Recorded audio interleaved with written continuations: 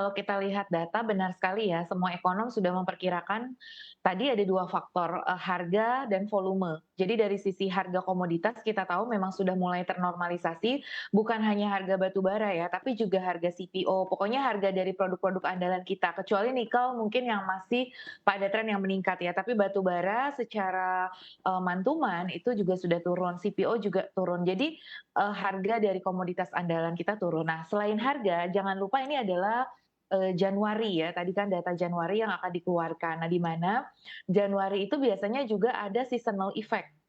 Bulan Januari itu kan karena setelah akhir tahun meningkat ya, kemudian awal tahun karena ini baru mulai kegiatan ekonomi, itu juga biasanya ada penurunan dari sisi demand atau volumenya. Jadi, ini 2 efek yang bekerja susutnya neraca dagang ini dari sisi volume karena ada faktor seasonal juga ini bulan Januari, dan kemudian dari sisi tadi normalisasi dari harga komoditas produk-produk andalan kita, seperti itu. Jadi 2 faktor itu yang utama ya, Oke, kenapa kalau kita dari Anda proyeksi ini sendiri turun. oke baik, Bu Tilisa kalau dari Anda sendiri begitu ya, menurut proyeksi dari Anda sebetulnya surplusnya akan di angka berapa nanti dan juga apa pertimbangannya?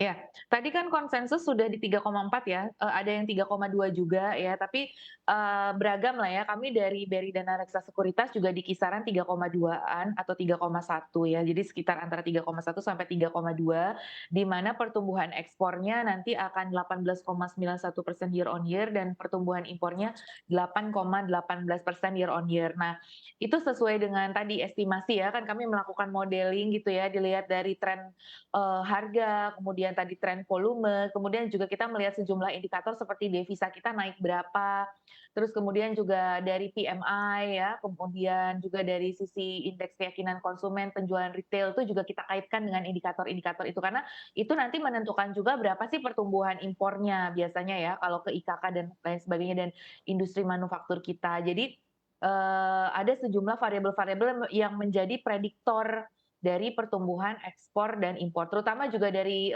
rilis Cadef, kan kemarin juga sudah rilis Cadef, dari situ bisa ketahuan kira-kira devisa kita itu meningkat berapa ya, itu sehingga kita juga bisa memprediksikan, pertumbuhan dari ekspor impor. Jadi itulah kenapa kita ada di kisaran 3,1 sampai 3,2 ini. Oke, 3,1 dan juga 3,2 begitu ya proyeksi dari Anda. Dan lebih detail lagi Iya. kiranya juga seperti apa perbandingan ekspor Indonesia apabila dilihat secara bulanan atau mancuman? Apakah Anda juga melihat adanya kontraksi di sana, Bu Telisa?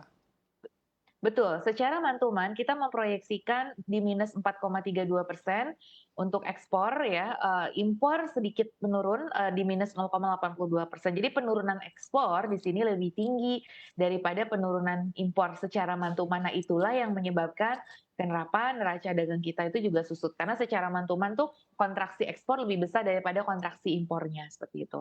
Oke, baik. Bu Telisa, yang mana juga dilihat secara bulanan sebetulnya ekspor kita turun begitu ataupun menyusut. Anda mengamatinya apakah walaupun kita sudah berbulan-bulan mengalami surplus, nantinya Anda melihat apakah ada peluang untuk defisit di neraca dagang kita?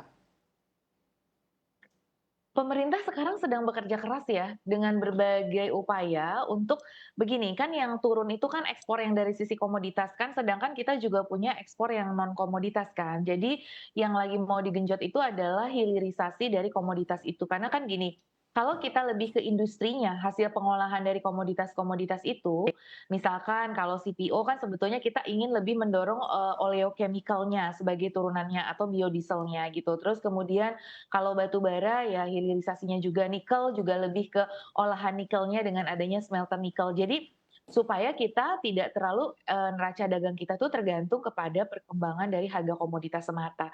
Oleh karena itu harus dilawan. Jadi kita kan tetap pengennya mempertahankan surplus ini ya, meskipun mungkin surplusnya tidak sebesar itu, tetapi kita punya harapan produk-produk baru yang merupakan lebih bersifat hilir, yang sudah bersifat olahan. Nah, ini kan sudah berjalan. Nah, kita berharap ini bisa, berjalan gitu sebagai compensating terhadap ini. Jadi untuk defisit itu saya yakin pemerintah berupaya untuk apa namanya, menghindari agar kita tidak terjebak ke dalam defisit.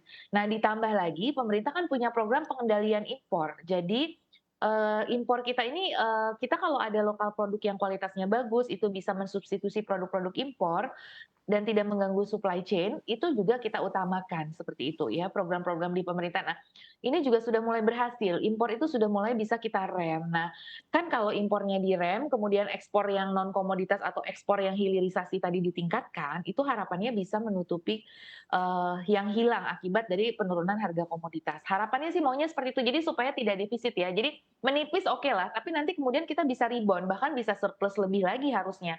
Kalau kita bisa mensukseskan tadi 2 program tadi ya, baik substitusi impornya, pengendalian impornya, juga dari sisi tadi, pengembangan hilirisasi dari produk-produk ekspor ini, gitu. Oke, oke.